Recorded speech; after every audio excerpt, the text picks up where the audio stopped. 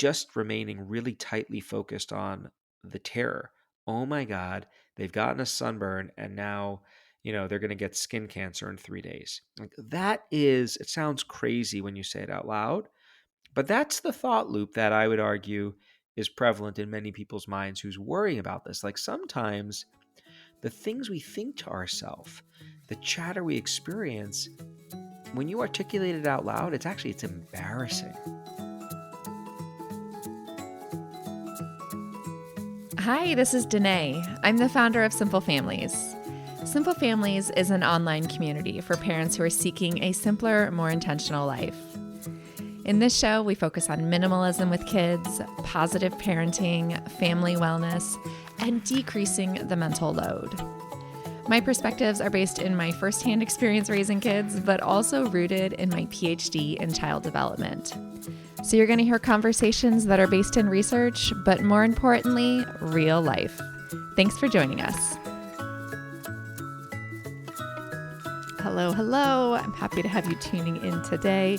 This is episode 309, and I have an interview with best-selling author Ethan Kross. Ethan wrote the book Chatter, The Voice in Our Head, Why It Matters, and How to Harness It. He's one of the world's leading experts on controlling the conscious mind. The truth is that we all talk to ourselves. For better or worse, our chatter or self-talk can have a profound impact on our moods, relationships, and confidence. So if you're anything like me and you feel like often your chatter gets put on autopilot, you'll appreciate this conversation today because Ethan gives us some tools to pump the brakes and shift our self-talk so that it works for us rather than against us. In addition to being an author, he's also an award-winning professor at the University of Michigan, where he founded the Emotion and Self-Control Laboratory, which all sounds really impressive, but much to my delight, Ethan reveals that he's actually a real person just like us and struggles with chatter too. Before we get into today's episode, if I could ask you a favor, can you leave a rating or review in Apple Podcasts for this show? Here's why I ask. The quantity and quality of reviews impact the rankings of the show. And that's one of the ways that potential guests gauge whether or not they want to participate in an interview or conversation on the show. And in the past couple of months, I have had so many incredible guests, and I want to keep them coming. So if you could do your part in leaving a rating or review, that helps to support this show and keep the good stuff coming. Without further ado, here's my chat with Ethan. Hi, Ethan. How are you? I'm great, Danae. How are you? Good. Thanks for joining me today. It is my pleasure. We're going to be talking about a topic that is near and dear to my heart and that I deal with on a constant basis, parenting, because I'm a parent. So happy to be here. Yes. And how old are your kids? They are 12 and 8. Okay. Girls?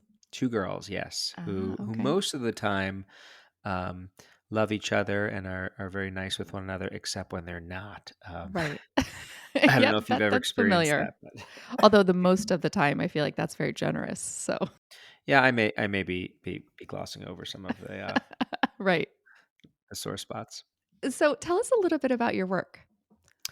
Well, I run a lab at the University of Michigan called the Emotion and Self-Control Lab, and essentially what we study is how people can manage their thoughts, feelings, and behaviors if they want to. So, if you or your child has the goal to not feel a certain way or to feel another way, how can they bring that goal to fruition? So, if you want to stop ruminating about something and fretting, like what can you do to get to that endpoint? You want to feel happier. What can you do? And so we do lots of experiments to test ideas we have about how to help people manage their emotional life.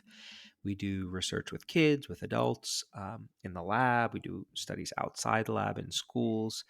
And then once we learn something about emotion management or self-control, we like to take that information and share it with other people because we think it has real value for folks out in the world. And so that was one of the reasons I was so excited to come and talk to you today about our work. Yes. And I think it's going to resonate with so many people listening. I hope so. I hope so. I mean, I'll just say I recently wrote a book on this topic, as we were talking about a little bit before, and actually, the reason I wrote this book called Chatter, this the voice in our head, and how to manage it. The reason I wrote this was because a student asked me at the end of the semester during a class I was teaching here at Michigan, "Hey, why didn't anyone teach us about how to manage our emotions earlier on in life when we were younger and we really Mm, needed these tools?" And I didn't have a really good answer for her. I genuinely believe that having some basic understanding of how to manage our emotions is really useful and is stuff that we can all benefit from, and most notably, our kids can benefit from. yeah. I think that goes in line with why didn't anyone ever teach me how to balance a checkbook or do basic personal finance things? And there are so many things that maybe we take for granted. We just assume that kids are going to figure it out, but that's not always the case. It's not always the case, and what's interesting about emotions is that I think parents are initially early on in life, our caretakers, they're the ones who teach us how to manage our emotions. And that's socialization, right? Whether it be, look, don't have you can't have a temper tantrum here, and you think about it this way, or go do this. So we're constantly trying to help our kids manage their emotional life. But how do we know how to do it well? I think a lot of us stumble on tools that are useful for ourselves and that we then share with our kids. But when I was researching my book, I also came across lots of myths that characterize people's understanding of how to manage their emotions. So there are some things that popular culture tells us is useful for helping us manage our emotions, when in fact, if you look at the research, it turns out that it's not so useful and sometimes can be harmful. My favorite example of this is venting. So there's a lot of research, a lot of many memes out there which suggest that you don't want to keep your negative emotions bottled up inside. You want to just let them out, find someone to express those feelings to. And so a lot of people, they do this with their friends and they encourage their kids to do it. And so there's been research on what are the consequences of unloading or emotional venting. And it turns out it's not as straightforward as you might think. So on the one hand, we know that talking about how you feel about something can be really good for strengthening the friendship and relational bonds between two people. And for parents and kids, that's really important. It's great that my kids know that they can come to me and talk to me about any problem they have. I never want them to not think they can. But if all I do in a conversation with my kids is um, just ask them to talk about their feelings, really? So why do you feel so upset? Oh, that's terrible. Tell me more. What happened? And then they keep on unloading. And if I just leave it at that, just having them vent, what happens is they feel close and connected to me, but they leave the conversation feeling just as upset about the problem as they did when they started, because we haven't done anything to actually I haven't done anything to help my kid work through the problem, to look at the bigger picture. Okay, let's put this in perspective. And so, healthy conversations with other people involve doing two things. You do want to give them the opportunity to share their emotions. It is important to express a little bit. But at a certain point in the conversation, you want to start helping that person, whether it be your friend or your colleague or your kid, look at the bigger picture. So, my oldest daughter comes to me with a problem, and seemingly there's a new one every day. um, I learn about what happened. I empathize with her. I connect with her. But let's look at this. Let's look at the bigger picture, sweetie. Like, so this is one argument you had, and you've had lots of positive interactions with this person. So do you think this is manageable? Or how do you think you can deal with this situation? Trying to shift her into problem solving mode. That's the formula for giving good support. And I think it's simple, but it's not something that we learn about in schools. So that's a long-winded way of introducing why I think teaching people about this stuff is so important. Yeah, no, and that makes a lot of sense. And I think that there is a lot of mixed messaging out there about how to hold space for someone when they're frustrated, be there and listen. Don't provide advice. I hear that a lot, just be there and listen and just be kind of that shoulder to cry on. But then when that person is just spilling over and over, does that just kind of reinforce those thought patterns? Yeah, and there is a little bit more complexity to this phenomenon. that I've described so far, and I go into this in my book. So what I've described, like taking some time to listen, empathize, validate, and then at a certain point in the conversation, help broaden their perspective. There are a couple of caveats surrounding how that works. First of all, that assumes that, let's use children here because I think a lot of people have children who are Hmm. listening today. Um, that assumes that your kid is coming to you and actually wants your support. They want to talk to you about this problem, right? Um, then what you need to know is that depending on the person, the child, and the situation they're dealing with, some people are going to need more time just sharing their emotions before they're ready to transition into getting that perspective broadening advice. So this will happen with, I like to use my wife as an example here. I especially like to use her as an example when she's not in the same room as me and can listen to me using her Likewise. as an example.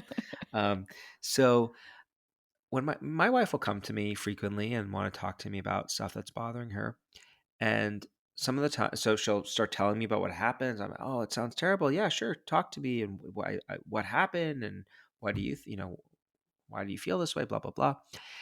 I never say blah, blah, blah, by the way. And That's just up there, right, in your yes, head, I right? empathically connect. But at a certain point in the conversation, like, I get it. I have a thought. Can I share it with you? Some advice and sometimes she'll stop and she'll be like, no, just keep listening. I'm not ready for that. At other points, in other conversations over other issues, she'll be like, please, like, tell me, what do you think? So you want to feel that out. The more intense the emotional experience, the more time people need to spend just sharing their emotion before they're ready to transition into that more cognitive mode.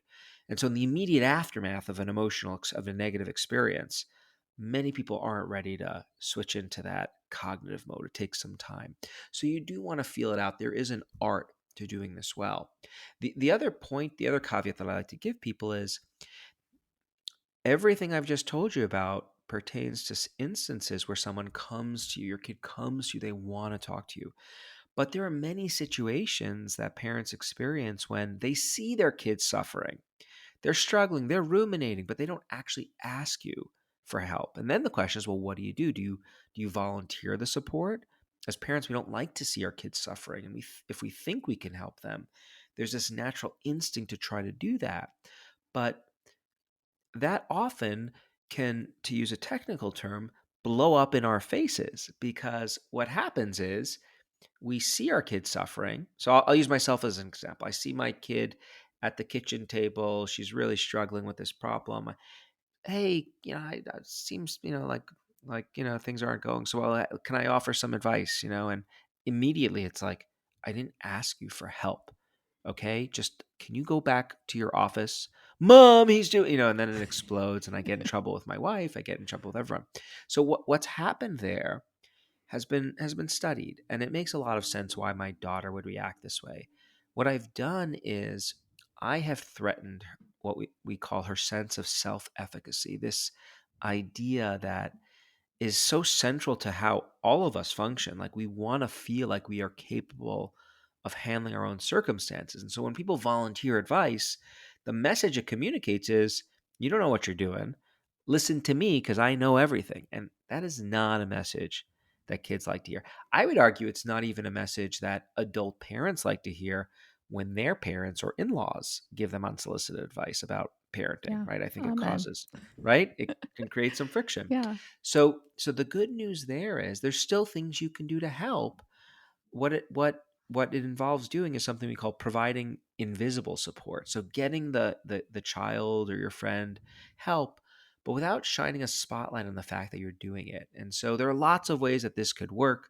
Again, to use my wife as an example, if she's stressed out and ruminating about something, I can do simple things to just ease her burden, right? So I'm going to take care of dinner and soccer practice tonight. Take that off her plate if it was on her plate for that day, right? That's just making her job just a little bit easier that day. Um, if someone on my team and my lab is struggling at work with their presentation skills, rather than pull them aside and say, hey, I've noticed your public speaking is a little subpar, I can have a group meeting. And the purpose of the group meeting is, let's share out best practices. What have we learned about how to speak well? And so we're all sharing things out, and I'm getting the person information, tips and tricks that they can use, but it's not about them per se. It's about all of us. And with kids, the last piece of invisible support advice that I like to give parents is affectionate touch. So a hug, a pat on the shoulder, a caress. That's a very powerful tool for helping regulate our loved ones. If you think about what happens when kids are born into the world, struggling with their emotions, screaming their heads off, the way we soothe them is with skin to skin contact. It turns out that we've got receptors on the skin that code for an affectionate embrace, and when it's registered, it releases a cascade of stress fighting chemicals. That's really helpful when we're struggling. And so, I'll see my daughter struggling with her homework, or a boy, and I'll pat her back. The caveat to that is it has to, of course, be wanted, and it gets a little dicier when you're talking about affectionate touch in the workplace. Yeah. I'm not advocating that per se, but those are some ideas. Yeah. And that's helpful because I think often when someone comes to us or when we go to someone else for venting or for just processing emotions, advice is kind of the first thing that we go to, but it doesn't always have to look like advice as we know it traditionally. I think those examples you just gave and then the idea of helping them to zoom out and to problem solve on their own is so Yes. important. It's not just about telling them what to do or telling them if I was you, this is what I would do, that there's other options. We're going to pause now for a 2-minute break to hear from our sponsors. Our first sponsor for today is Fabric Life Insurance.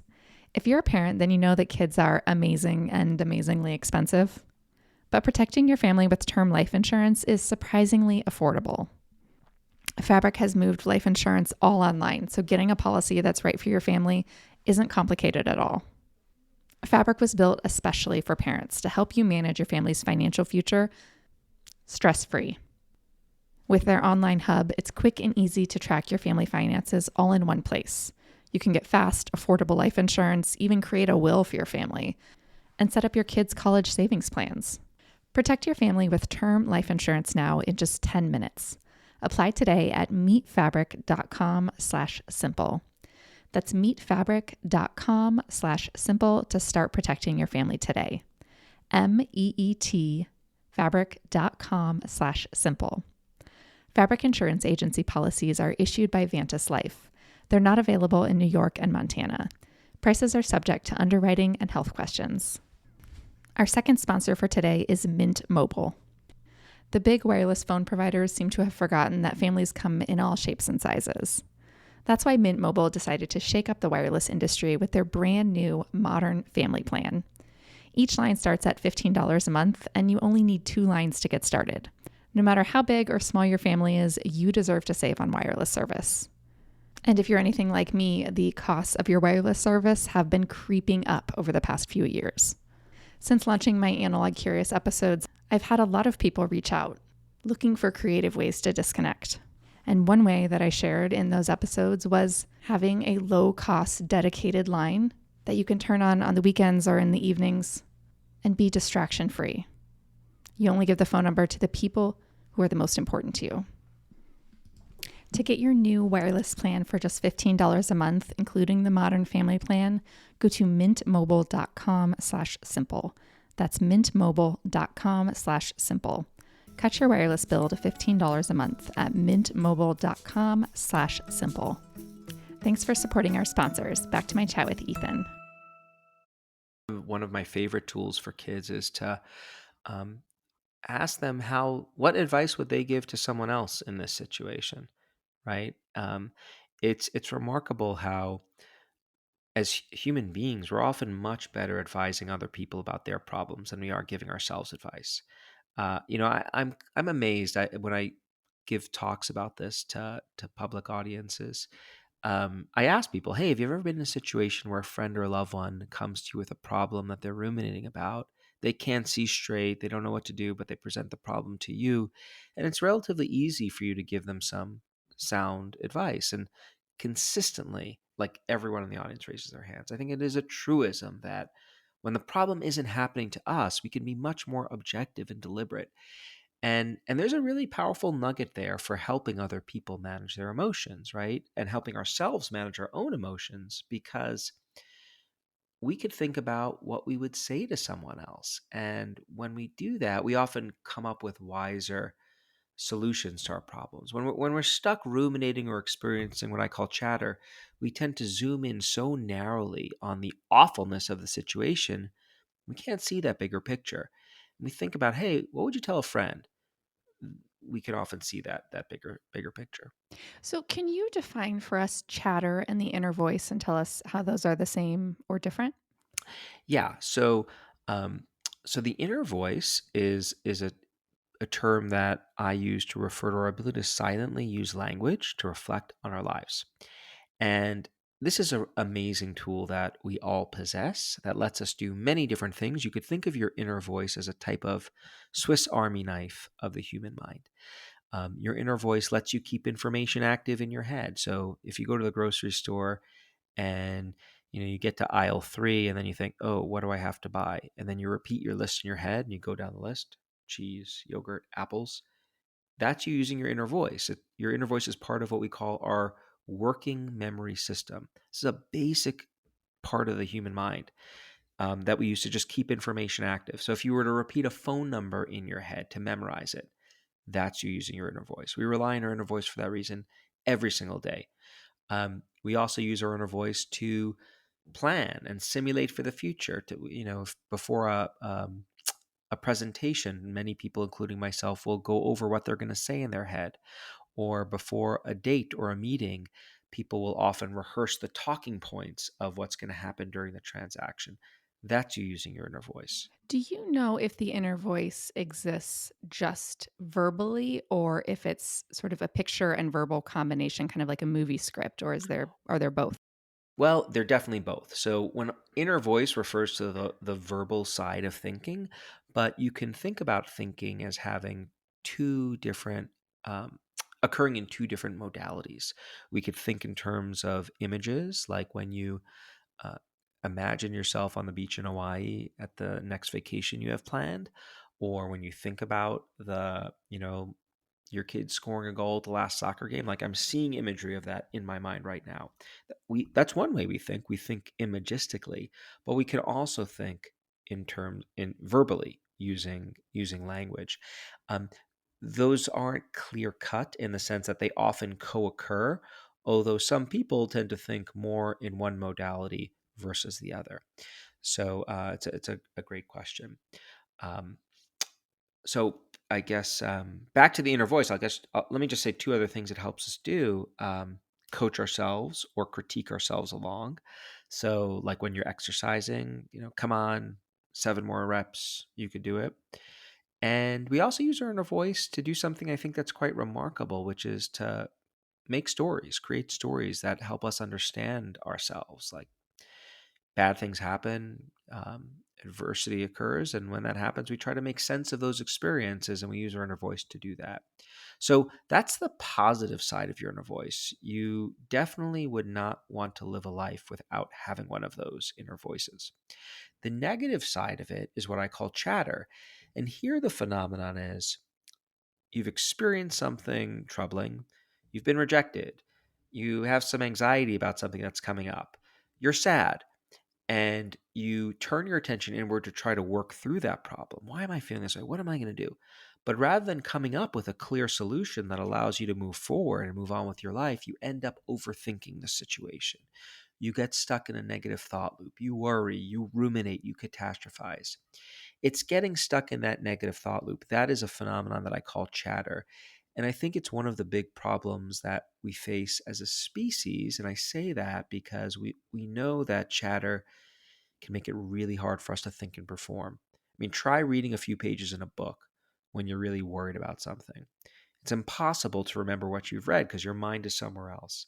We know that chatter can create friction in our relationships with other people because when we experience chatter, we often want to talk about it with other people. But because those negative thoughts keep streaming through our heads, we find someone to talk to, and then we keep on talking about it over and over and over again, right? So your kid comes to you with a problem, they tell you a little bit about it, you give them some advice, you listen to them, and then 2 minutes later they come back. with the same exact issue over and over and over again. That can create friction. And then we also know that chatter can undermine our physical health. It can um, prolong our stress response in ways that are damaging, leading to things like cardiovascular disease and problems of inflammation and even certain forms of cancer. So, performance, well being, relationships, um, it's a really important problem, I think, to be able to solve. And the good news is that there's lots of science that identifies specific, concrete things we can do of the sort we've started to talk about to help prevent us from getting stuck in those chatter spells. Yeah. So I have a couple examples of things that kind of stood out to me from I was kind of looking within, trying to find some of my own chatter that we could maybe problem solve with. Yeah, tell Um, me. so here's one that I came up with. So when I was a brand new mom, I was on in a Facebook group and there were some moms. There was one mom telling a story about how she was working and the babysitter took her toddler to the pool and the toddler got a really bad sunburn. And then all the other moms were just blasting in the comments like, fire her, get rid of her, she is unfit. So now I have noticed this was one experience a long time ago. And now I notice myself every summer when the sun comes out, I have this script in my head. If my kids get sunburned, I'm an unfit caregiver Hmm. because I had this sort of experience of all these people saying this thing, which I don't even believe. I think it's nuts. Like, of course, kids get sunburned. I got a sunburn. It doesn't mean that my parents were unfit caregivers, but it's stuck with me. What do you think? Well, I think two things. Number one, I think that episode on the Facebook group is an example of this venting run amok. And you see that happening a lot on social media in the form of these collective vent sessions, or we call co-rumination sessions, where people are ruminating with one another. And I would argue that on the one hand, it is nice that you have the support of other people. But if all you're doing is adding fuel to the fire, that's terrible. Oh my God, what we like at a certain point that ceases to be constructive. And you do want someone to help you look at that bigger picture. And so that's what I would advise you to do when it comes to your own um, sunburn guilt or anticipated guilt that you are experiencing is I mean, I'm actually very, very sensitive to sun related issues with my kids. Um, I hate it when they get sunburned, and I do, I What do you can think that's about? well, for me, it is absolutely about. I view myself as one of their protectors, and I don't want anything negative to happen. And I know that uh, one sunburn is not going to be too bad, but a cumulative history of sunburning is not a good thing when it comes to their long term health. And so, initially, that can get me really worried. But when that happens, I do look at that. I do try to zoom out and look at that bigger picture. And I remind myself, Ethan, sometimes I'll actually use my name. This is one tool I talk about in the book. We call it distant self talk, using your name to refer to yourself as you try to work through your problems silently, not out loud, can actually be useful for giving you some healthy distance and objectivity. Ethan, one sunburn isn't gonna damage things. And look, it happens. They're kids. I'll look at the bigger picture and I'll say, look, you experienced sunburns before. So far, so good. So I'll look at that broader picture in that way too. No one's perfect, right? What I'm doing is I'm going from just remaining really tightly focused on the terror. Oh my God, they've gotten a sunburn and now, they're going to get skin cancer in 3 days. Like that is, it sounds crazy when you say it out loud, but that's the thought loop that I would argue is prevalent in many people's minds who's worrying about this. Like sometimes the things we think to ourselves, the chatter we experience, when you articulate it out loud, it's embarrassing It to is. I feel even super share. embarrassed for admitting this. Right? No, but Yeah. hey, I wrote a story in my book about like when I got a threatening letter, and Yeah. at one point I contemplated hiring a bodyguard who specialized in protecting academics in the Midwest. Like Are there that such a thing? no, of course not. It's crazy. Lunacy. But I think Yeah. that's one one hope of that I have about talking about this stuff and writing the book is that it normalizes this experience. It says, hey, if you find yourself every now and again thinking thoughts that you might not want to say out loud to someone else, like welcome to the human condition. There's nothing wrong with you. But there are things we can do to minimize how long those thoughts, those irrational thoughts, if you want to call them that, Yeah. percolate in our heads. So that's one piece of advice I would give. Okay, I like that. And thinking about social media and the impact on our own self talk and our inner voice, I think you talked a little bit in the book about social media and how you didn't think it was all bad and that there were definitely good parts, sort of more nurturing parts for our inner voice and our emotional well being. Can you just share a little bit about that? Social media, I like to think of it as it's a new environment that we and our kids increasingly spend a lot of time engaging in, interacting with. And I don't think environments per se are good or bad. It depends on what you do in those environments. So if we use as a metaphor, like the offline world, our neighborhoods and the people that are in our neighborhoods. There are dangerous neighborhoods around where I live, and there are safe neighborhoods. If I go to the dangerous neighborhoods, I enhance my risk of getting in trouble compared to if I spend my time in the safe neighborhoods. There are people who I could talk to that may put me at greater risk of having my feelings hurt compared to other kinds of people. There are ways of talking to other people that can enhance the likelihood of skirmishes, if you will, as compared to other ways of talking to other people. So it's how you navigate the space that impacts us emotionally. And I would argue that the same is true about social media.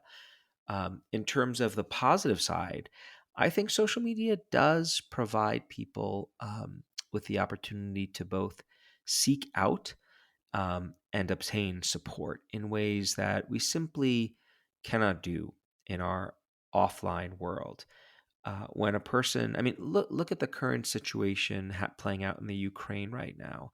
At the start of the war, the Ukrainians turned to social media, and there was an outpouring of both emotional but also tangible support in the form of money. People were renting out Airbnbs without going, just to give the owners in Ukraine, funds. So social media broadens the size of our social support networks in ways that I think can be really helpful. It also gives us the opportunity to provide support to other people. So we can not only get better support for ourselves, we can be better supportives to others. So that has this positive altruistic element. We also know, though, that helping others actually helps ourselves too. We feel better when we help other people. So those are some positives, but there is, of course, the negative side of this, the cyberbullying and trolling that is always a concern and that we see playing out on social media.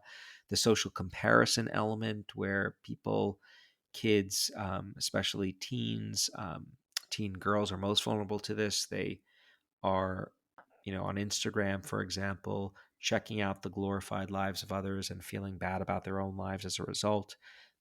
That affects about 20% of teen girls. That's it? So, Only uh, 20%? well, based on what we've seen thus far, Right. um, I think on the whole, it's easy for us to focus on the negatives of social media. And I actually started my career doing research on this and pointing out many of the negative problems it has. But if you look at the data, there are some redemptive features.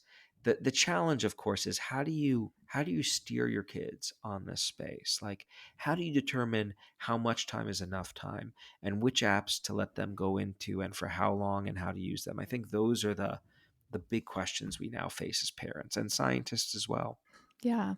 And I love in your book, you pointed out that Facebook leads us with the prompt, "What's on your mind, Danae?" And that is a direct invitation for you to share your inner voice in a very public forum. And that was so, it really shifted my perspective. Now, every time I look at that prompt, I sort of ask myself, what's on your mind, Danae? Is this something that you want to share publicly, or is this something that you should keep privately? And that I'm asking myself that question before I'm posting because I see that question now as an invitation to share my innermost thoughts. And it's not always the right place for it or the right time for it. Yeah, I mean, I think that's fantastic. And I think I think people get in trouble from reflexively sharing those inner thoughts because we know that when we experience strong emotions, positive or negative, we are highly motivated to share those experiences with other people. There's a lot of research that speaks to that. Um, the problem is that social media transforms how that works because in the offline world, number one, we've got to find someone to share our emotions with. And I don't know about you, but there's not always someone available, right? So sometimes I have to wait. I have to wait some time before I can find a person to share what I'm going through with. And as time passes, we know that our emotions tend to subside. They get tempered with time. So often by the time I find someone, I'm not as hot or whatever as I was when Yeah. this first triggered. Once I start talking to someone about my emotions, I'm also getting this continuous feedback from their face, or if it's over the phone, their voice, right? Like right now, I'm looking at you and your face is giving me all of this important information about how what I'm saying is registering or not. Am I saying things that are hurtful? I can detect that on your face. And that's constraining how I behave to you. It's leading me to not, use expletives and say things that I might be more willing to say if you weren't there and I was just typing into a box that doesn't have a human attached to it.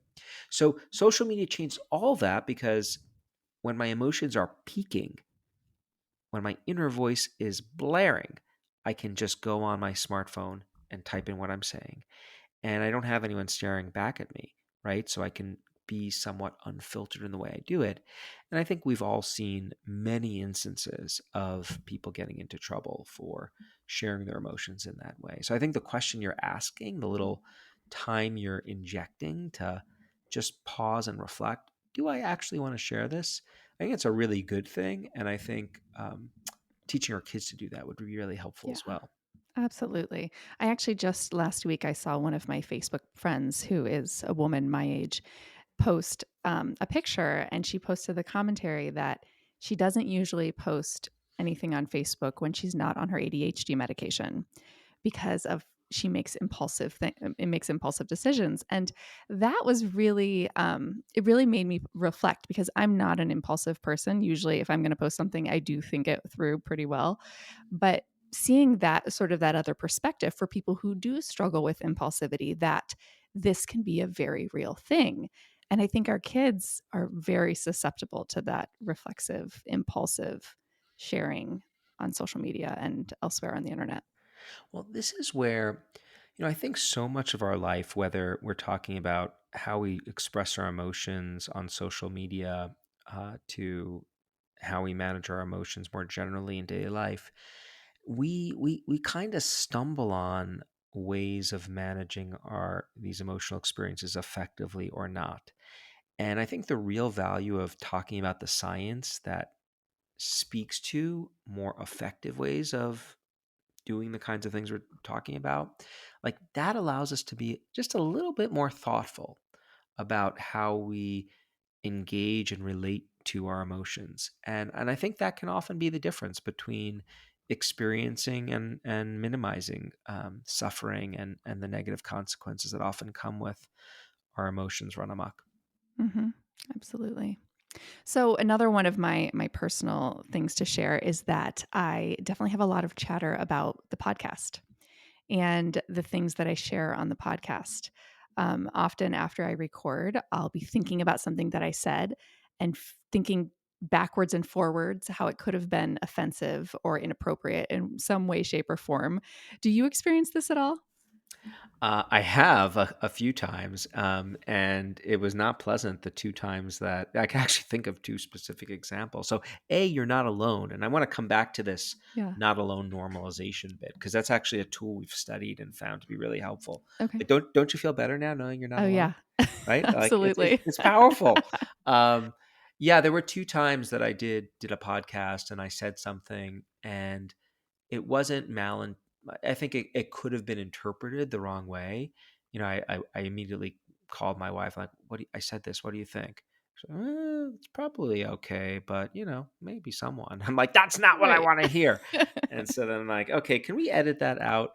So I think podcasts are actually really tricky in that regard because when we have unfiltered conversations of the sort that we're having right now, sometimes things come out and they're not intended, and they can be taken out of context. And so I totally get what you're experiencing. And I think if it's an egregious instance where, like, oh, that could definitely be taken out of context, then I think going in and doing some editing can make sense. But um, the hope otherwise is that people will give the best intentions. I think. I mean, I feel like we'd all benefit a lot by assuming the best rather than the worst Yeah. when perceiving others' actions. Yeah. And I think this idea that you present of zooming out and looking at the bigger picture, right?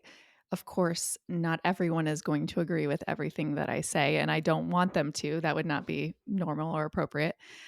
But the idea that someone might be hurt by something that I say is that stands out in my mind, I think. So that kind of balancing that, zooming out and saying, I'm never going to get 100%. Not 100% of the people are going to agree with me.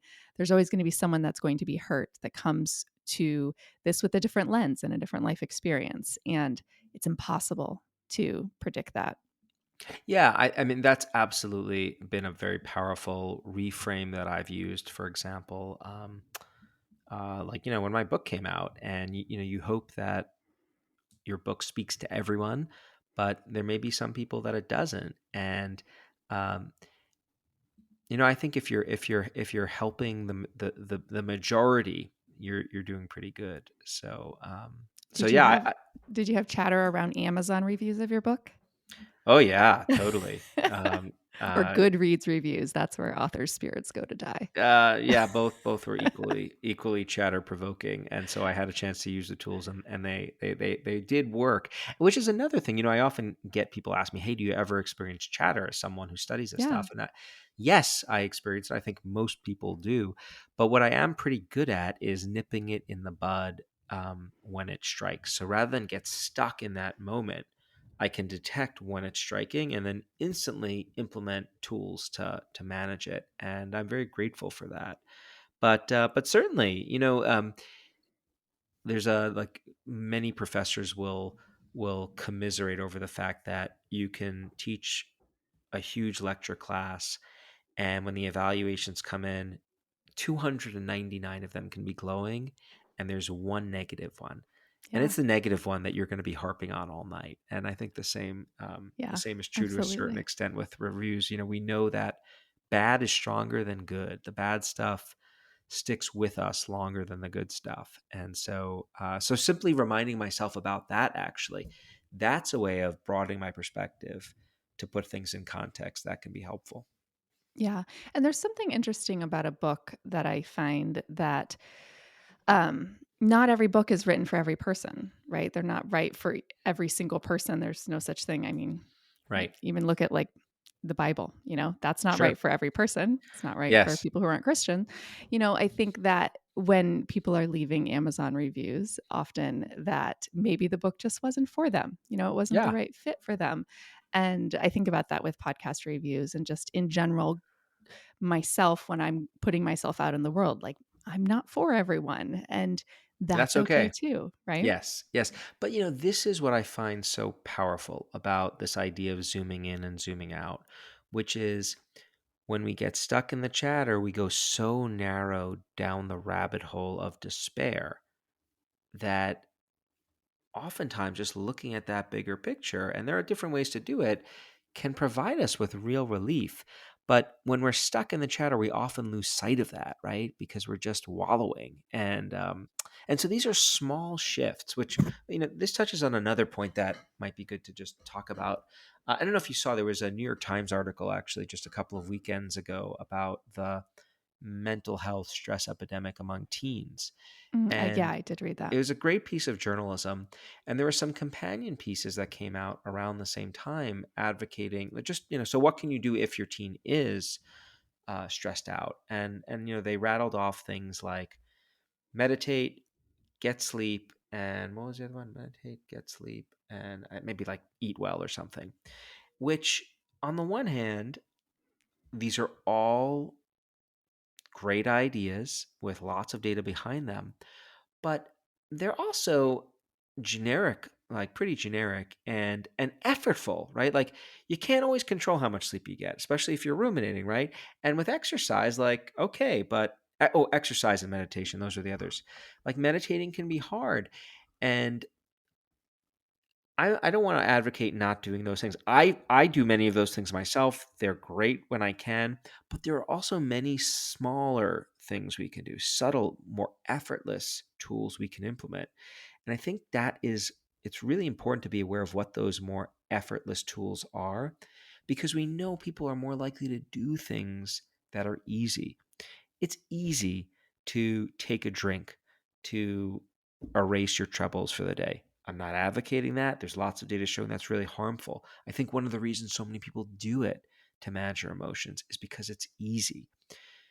Many of these perspective broadening things are likewise easy, and they don't have the same effects on your liver as drinking too much and things of Yeah, that sort. absolutely. So, one more thing that I wanted you to share a little bit about is talking about using your own name. I found this to be so simple and fascinating. Yeah, so this is what we call distance self talk. It's one of my personally favorite strategies. First thing I do when I experience a little chatter, lots of evidence behind it. What it involves doing is if you've experienced something that's chatter provoking, try to coach yourself through the situation using your own name rather than in the first person using I, me, my. What we know about names and other second person pronouns, which we also encourage people to use, like words like you, is these are parts of speech that are usually specifically used when we think about and refer to other people. So the link between using a name or the word you and thinking about someone else, super tight in your mind. So when you use your own name to think about your problems, what it does is it switches your perspective. It puts you in this mode of thinking about someone else's problems, which makes it much easier for us to coach ourselves through the problem effectively. So if I experience chat, Ethan, come on, man, what are you doing? Here's what you need to do. It thrusts me out of this threat mode where, oh my God, how am I going to manage this thing to you've been here before and here's what you're going to do and it's going to be just fine. So I would encourage people to try that out. They don't want to do it out loud walking down the streets of New York though. You want to do it silently in your own head. And one other point I guess I should mention is distance self-talk is one tool. At the back of my book there are like 26 different tools I list. Different tools and different combinations of tools work for different people in different situations. And so I think there is a real invitation that I like to give people, which is to try to figure out, hey, what are the tools that work best for me given my unique circumstances? Like the 4 or 5 things that I do when I experience chatter are a little bit different from the 4 or 5 tools that my wife uses. Um, Science really hasn't gotten to the point where we can prescribe combinations of tools. What we've done a good job at doing is identifying the different tools that are out there. But we are really at the point where we now have to figure out how these tools come together for different people. And I think while everyone is waiting for the science to be produced that speaks to that issue, you can start doing some self experimenting. So try out these tools. If they work, keep using them. And if not, switch to something else. Yeah. And I said that was my last question, but I have one more that I just remembered from Sure. the Simple Families community. How do we teach our children to have a positive inner voice when children see things in extremes? And I constantly hear the word never and always. And that is something I see actually. I have one child that will get upset and go into the bedroom and ruminate out loud. And I can hear them saying, like, oh, the worst mom. I have the meanest mom. And just like, and I hear it and No, that it just can't that be because we room. have got the worst parents in our house. Oh, So really? Oh, good. yeah, There's that shared experience. yeah. So what do you think about that? Kids with negative self-talk or I negative ruminations like that? Well, I think we can definitely work with them. I think talking to them about these things is really important. I think step one is just explaining what it even means to have chatter. Step two is explaining to them that if they experience this, they don't have to keep continuing to experience this. Like if kids don't hear otherwise, some kids just think that their emotions are things that happen to them that can't be controlled. Right? Like, I can't stop thinking about this. And so if you think that you can't control something, can't manage it, you're not going to be likely to take steps to actually do that. So I think just talking about this and conveying that actually there are choices you can make to think differently about this if you want to can be really powerful. And then it's about, pointing out alternative ways that they might think about this. So you're saying never. Is it really never? Really? Mommy's never nice? Ever? I bet you could think of one example. And, in my experience, and I'm speaking now just anecdotally as a parent, oftentimes when I plant those seeds, they are met with looks of, disdain and Yeah. exasperation, and they go away. But over time, the things we say to our kids have a way of penetrating. And I'll give you one concrete example of this. I'm constantly talking to my kids about the things I'm learning about. I'm excited about it. I share it with them, and they're usually boring, as my youngest daughter says. But this past summer, my daughter took up diving at the local swim club.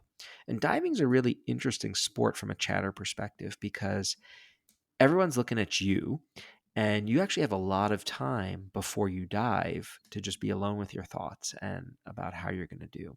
And so it can be really anxiety provoking in that regard. And so one day I asked my daughter, so what do you think about when you're waiting to get up there? And it was amazing. She rattled up. Well, the first thing I do is I say to myself, Maya, you've practiced this before. You got this. You're going to nail it. So she Oh, I used the love distant that. self talk. She thought about it as a challenge, not a threat, something else I talked about. And then she had a tiny little ritual that she reported engaging in, taking a few deep breaths, repeating a phrase in her head, which we know can be effective too. I didn't tell her explicitly to do that, but I had talked about these things many times on walks at the dinner table and so forth. And so I think just beginning to have those conversations about, hey, what are emotions? What does it mean to even have an inner voice? Why do we ruminate?